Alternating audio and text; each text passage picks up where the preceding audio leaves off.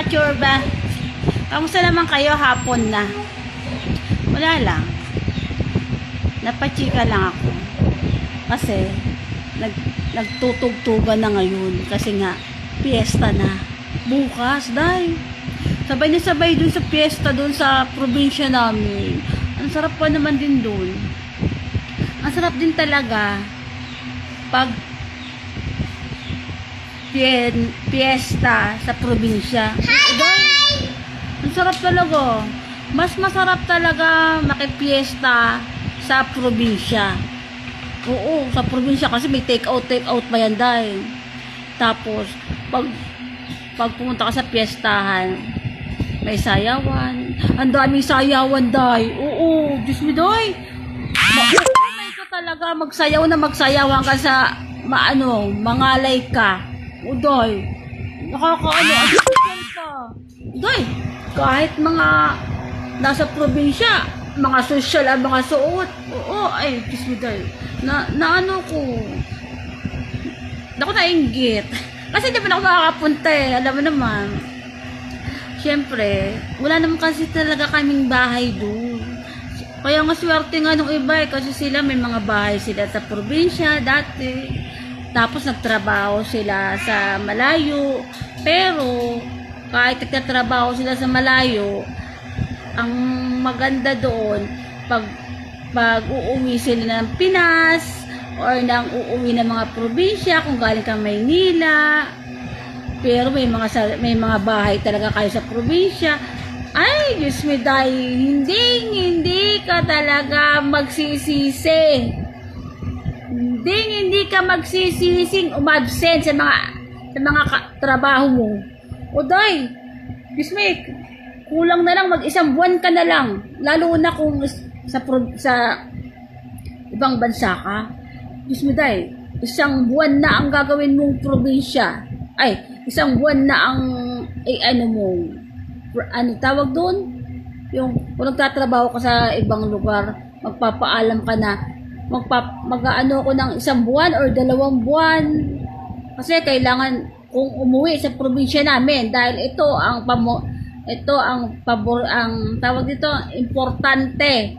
Ito ay importante sa aming lugar. Udoy. Alam mo yung tipong parang mas masarap ang piyesta kesa ang mga Pasko or mga birthday. Pero ang mga piyesta dahil wala, na-experience ko lang sa mga nakakasama ko. Siyempre kasi noon, nakakasama din ako doon. May mga sponsor din. Sarap talaga dahil. Yung tipong maumay ka ng maumay sa pag-iinom hanggang sa tabing dagat kung gusto mong uminom. Udol. Hanggang sa magsasayaw ka niya kahit nakadapa ka na habang nagsasayaw ka, bahala ka sa buhay mo. Udol. Wala ka talagang pakialam. Hindi ka kaya sa mga disco talaga sa mga talaga, ay, masuntok ka talaga nang wala kang magawa. Sa sobrang kaanuhan mo. Ay, magtripan ka talaga. Pero sa probinsya kay napakasaya dahil. Napakasaya. Wala lang. Namiss ko lang. Kasi nga, piyesta kasi dito sa lugar na inaanuhan ko, ina-applyan. Yung nirarent ko dito, apartment. So, lugar na to, maraming piyesta na. Marami ng piyesta na. May mga nagluluto na ba doon? Wala dito mga pakialaman. Ay, may kausap na naman.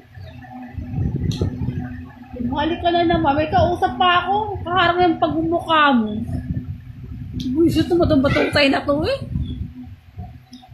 Hindi, yung mga gantong oras, di ba, nagre-ready na, tadtarin na, ang mga sibuyas, bawang, kasi kailangan ng katayin na ang dapat katayin para bukas, dahil mamayang gabi may inuman, tapos may sayawan. Ay, di pungal!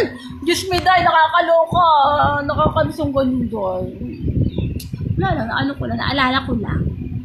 Kasi nga, piyesta nga kasi dito, nagkataon nga, piyesta rin doon. Siya ng parents ko. Oo. Wala lang. Saya. Napaka-importante. Pinaka-importante sa buhay. Ang piyesta. Yun lang. Napachika lang ako. Kasi may mga tumutugtog-tugtog na mga ano eh. Siyempre. Sa mga tinda-tindahan. Siyempre dito, hindi mga bahay-bayang mga tinda-tindahan dahil. Kaya mga kuripot din naman ang mga... Ganun talaga ang buhay dahil. Tapos marami mga sisiw-sisiw, mga itik-itik. Di po nga, nakailang bili na ako ng sisiw. Puro naman nawawala. Lagi nawawala ni Simon. Hindi kagaya sa probinsya. Bumili ka ng sisiw kahit mag-aano ka dyan. Kahit maraming maghuli. Tawag doon, itago mo yung mga sisiw mo o itik mo. Pero pag mga lugantong lugar, mga apartment, di po nga, pagagalitan tayo ng mga may-ari. Kay maingay ang mga manok-manok, ang mga sisiw, ang mga itik. Kaya na, mga nasa apartment dito. Wala lang, na-miss ko lang kasi piyesta na bukas. Ay, sana all nagsasayawan at nag-iinuman. Na-miss ko pati ang pag-iinom, inom, di pungal. Gusto na mag-inom. Sana all nakakainom na lang. Okay, goodbye na nga sa inyo. Andito na naman yung makulit na bata. Bye na sa inyo mga kachurma. Bye!